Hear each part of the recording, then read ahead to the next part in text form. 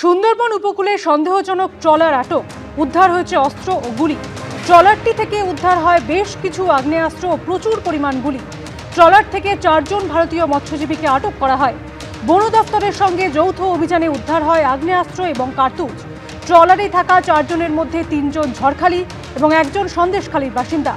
22 জুলাই সুন্দরবন উপকূলবর্তী সমুদ্র সীমায় এই অভিযান চালানো হয়, এমনটাই দাবি কোস্টগার্ড সূত্রে। ট্রলারের ভিতর থেকে লুকিয়ে রাখা 5টি বড় বন্দুক এবং একাধিক তাজা কার্তুজ উদ্ধার হয়। কোথা থেকে আসছিল অস্ত্রগুলি, পাচার চক্রের যোগ রয়েছে কিনা তা খতিয়ে দেখা হচ্ছে। প্রশাসন চালাতে গেলে বিকল্প খুঁজে বের করতে হবে। তৃণমূল আমলে গোটাটাই ছিল চৌর্যবৃত্তির সাম্রাজ্য। যিনি নেতৃত্বে ছিলেন তিনি প্রকাশ্যে শুধু মদত দেননি, সেটাই যাতে থেকে যায় তার বন্দোবস্ত করেছিলেন।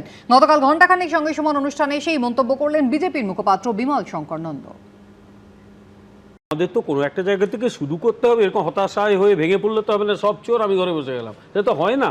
প্রশাসন চালাতে গেলে আমাকে বিকল্পগুলো খুঁজে বার করতে হবে। পাবলিক অ্যাডমিনিস্ট্রেশনের ভাষায় বলে বিহেভিয়ার অল্টারনেটিভ মডেল, অর্থাৎ আমি অল্টারনেটিভগুলো খুঁজে বার করবো কোনটা বেস্ট অল্টারনেটিভ। পিএম আমলে অভিযোগ ছিল না তা নয়, তৃণমূলের আমলে যেটা হয়েছিল গোটাটাই একটা চৌর্যবৃত্তির সাম্রাজ্য, এবং যিনি নেতৃত্বে ছিলেন তিনি প্রকাশ্যে তাকে শুধু মদত দেননি, সেইটা যাতে থেকে যায় তার জন্য বন্দোবস্ত করেছিলেন।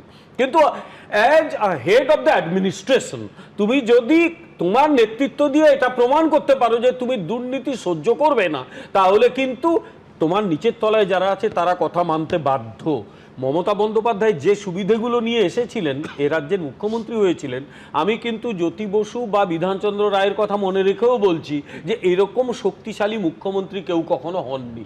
কারণ জ্যোতি বসুর মাথার উপরে পার্টি ছিল, প্রমোদ দাশগুপ্ত ছিলেন, প্রমোদ দাশগুপ্ত মারা যাওয়ার পর সরোজ মুখার্জি ছিলেন। বিধানচন্দ্র রায়ের সময় দলটা চালাতেন অতুল্য ঘোষ। মমতা ব্যানার্জি নিজে দল, নিজে সরকার, নিজে সবকিছু।